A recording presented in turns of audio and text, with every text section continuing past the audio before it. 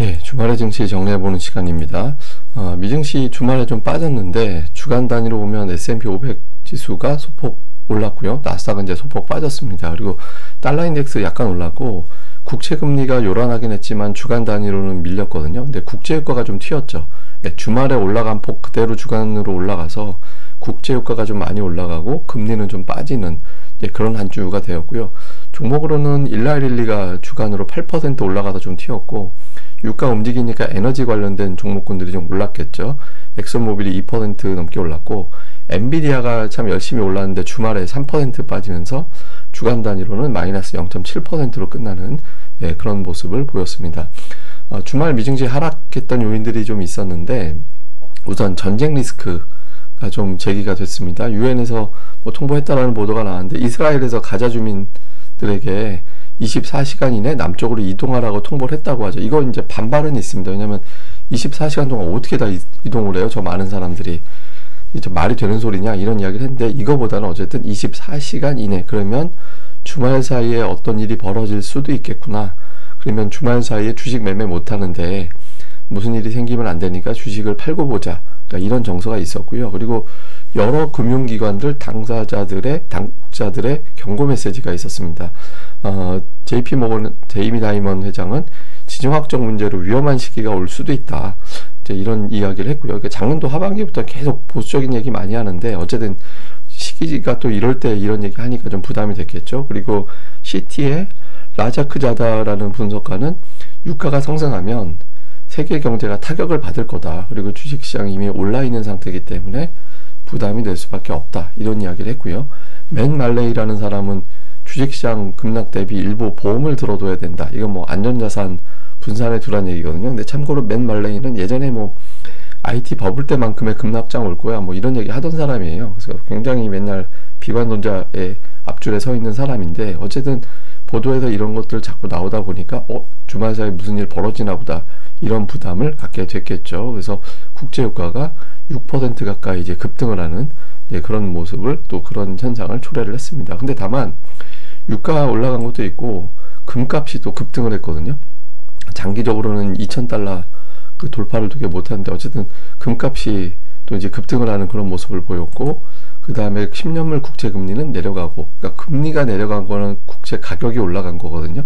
그러니까 전쟁 이슈가 나오니까 안전자산으로 자금이 간 거예요. 그래서 금값 올라가고 국채 가격도 올라가고, 그러니까 이런 현상이 초래가 된 거죠. 그래서 시장에서는 이제 전쟁 트레이드가 가동이 됐다. 그러니까 주식 팔고, 주식 중에서는 자금이 가장 많이 몰려있는 빅테크 팔고, 안전자산인 채권이나 아니면은 이제 금이나 이런 것들을 가고, 다음에도 에너지 관련된 종목으로 이동하는 게 현실적이다. 이런 게 이제 가동이 돼서 뭐 나스닥이 더 많이 빠졌잖아요. 그래서 그런 현상이 주말 사이에, 주말 증시에 나타난 현상, 이렇게 보면 되겠습니다. 그리고 지표도 별로 안 좋았어요. 이게 소비자 심리 지수하고 소비자 기대 지수인데, 하나는 지금 상태는 어때요? 라고 물어보는 거고, 또 하나는 앞으로 경제 어떻게 될 것 같아요? 라고 물어보는 건데, 둘 다 밑으로 내려갔잖아요. 그래서 경제에 대한 걱정이 있다라는 거고, 반면에 기대 인플레이션, 이거는 이제 기대라고 달려 있어서 좀 그렇지, 이거는 그냥 전망이거든요. 앞으로 1년 그리고 5년 후에 인플레이션이 어떻게 될 것 같아요? 라고 물어보는 건데, 둘 다 특히 1년 기대 인플레이션은 갑자기 확 치솟았잖아요. 왜 이렇게 갑자기 올랐지? 라고 생각을 해보면, 이 조사가 될 때쯤 유가가 되게 변동성이 컸고, 지금 또 하원 의장이 공석이잖아요. 탄핵돼서.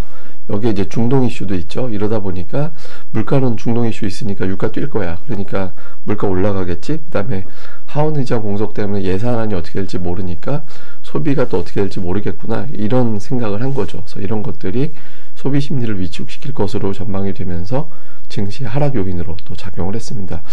그 반면에 뭐 긍정적인 재료들도 없지는 않았는데, 패트릭 아커가 이제 연준 인사 패트릭 아커가 정책금리 그냥 안 올릴 거다. 한마디로 그 실업률 올라가고 침체 발생하지 않은 상태로 물가가 진정 보여서 우리 일 잘한 것 같은데, 뭐 이런 이제 좀 생각을 하는 것 같아요. 그래서 금리 유지하면서 그대로 가면 인플레이션 앞으로 진정될 거다, 이런 취지로 이야기를 했는데, 제가 이제 보여드리는 거죠.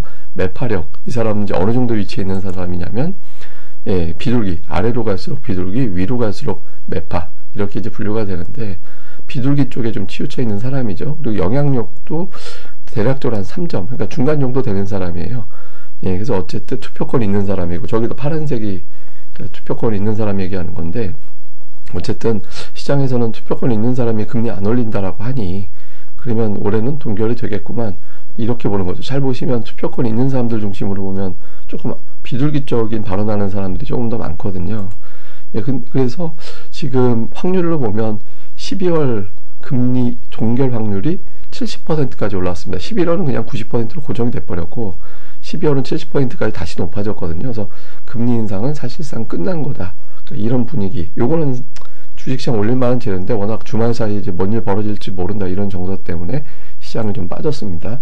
그리고 이제 기업들의 실적은 괜찮게 나왔는데 뭐 오늘 발표된 주요 기업들, 금융기관들, 유나이티드 헬스 이런 데 보면 전부 다 예상치 상회하는 실적을 냈거든요. 그래서 주가도 CT는 약보합이었지만 나머지 기업들의 주가는 좀 올라가는 그런 모습을 좀 보였고, 다음에 문제는 이제 빅테크가 빠졌잖아요.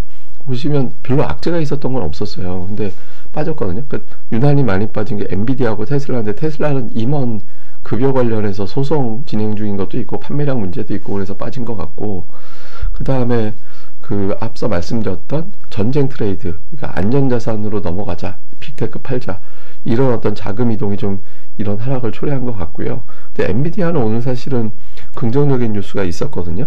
오늘 주가 3% 빠졌는데 이게 뱅크 오브 아메리카에서 탑픽이다. 탑픽이고 $650. 그러니까 이제 데이터 센터 관련해서 이제 매출이 되게 잘 나올 거다. 앞으로 그쪽 실적이 좋아질 거기 때문에 지금 주식 사야 된다.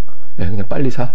이렇게 이야기를 했거든요. 그래서 그런데도 주가는 좀 빠졌죠. 그러니까 이거는 악재에 의해서 빠진 게 아니라 오늘 수급의 문제였던 겁니다. 그래서 수급의 문제가 생겨서 주가가 좀 빠지는 그런 모습을 보인 거다. 그래서 이게 주말 사이에 이제 별일이 없으면 다시 원위치 될 수도 있겠지만 투자자들이 일단은 조금 몸을 사리고 보자라는 정서가 있었던 것 같습니다.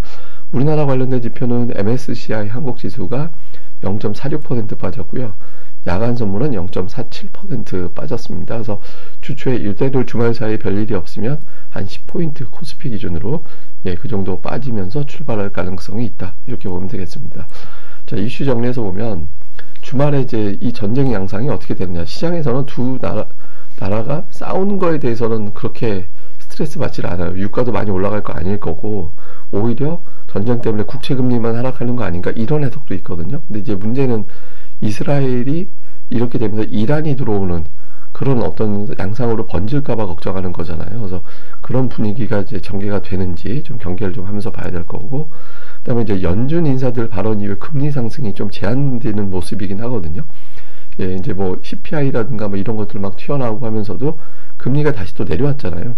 예, 어제 4.7% 넘어갔다가 오늘은 어제 대비 0.1%포인트 정도 내려와서 4.6%. 그러니까 이걸 투자자들이 인식을 하긴 할 겁니다. 그래서 이제 금리는 세게 안 올라가는 상황이 됐구나. 연준 인사들이 금리 인상 안 한다라고 해서. 그래서 요 구도 이제 금리 상승이 안 된다라는 걸 투자자들이 과연 인식을 할까. 근데 문제는 저때도 말씀드렸습니다만은 지금의 금리가 너무 높아요.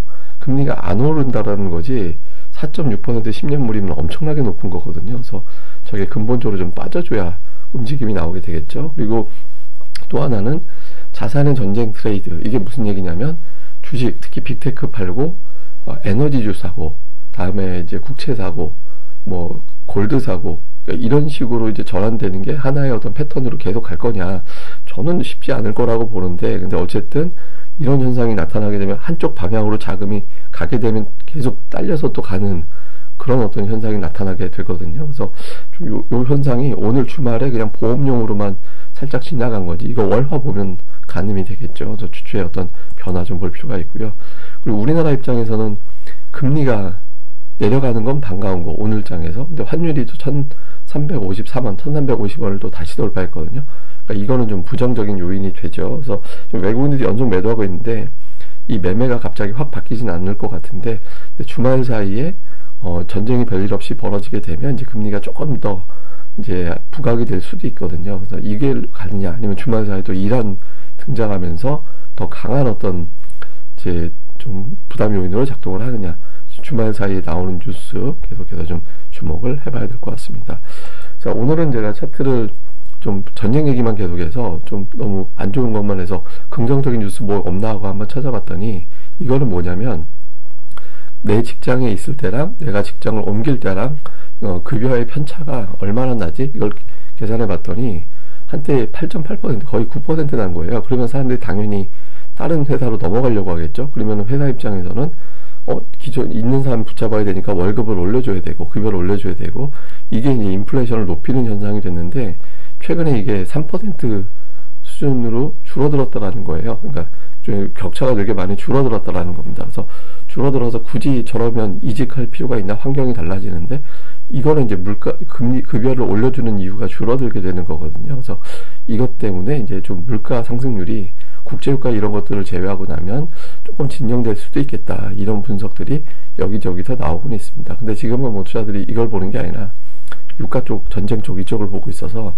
이런 거는 조금 덜 부각된 것 같아요. 그래서 이런 내용들도 있다. 이 정도 보시면 될 겁니다. 제가 오늘 사실 준비했던 건 다른 건데 이건 내일 제가 말씀드릴게요. 그러니까 코스피가 두 개의 차트를 보시면 다르죠. 하나는 달러 차트, 하나는 원화 차트인데 원화 차트로는 10% 코스피가 올해 올랐는데 달러 차트로는 2.9%밖에 안 올랐거든요. 외국인들 입장에서 올해 번 돈 다 날린 거예요. 그래서 요거는 제가 내일장에서 설명을 드리겠습니다. 그래서 외국인들이 매도하는 이유인데 이거는 이제 증시 전망대 시간에 자세히 풀어드리도록 하겠습니다. 예, 또 주말 잘 보내시고요. 저는 또 다음 방송에서 뵙겠습니다. 이 방송 좋아요와 구독하기, 알림 설정까지 꼭 좀 부탁드립니다. 감사합니다.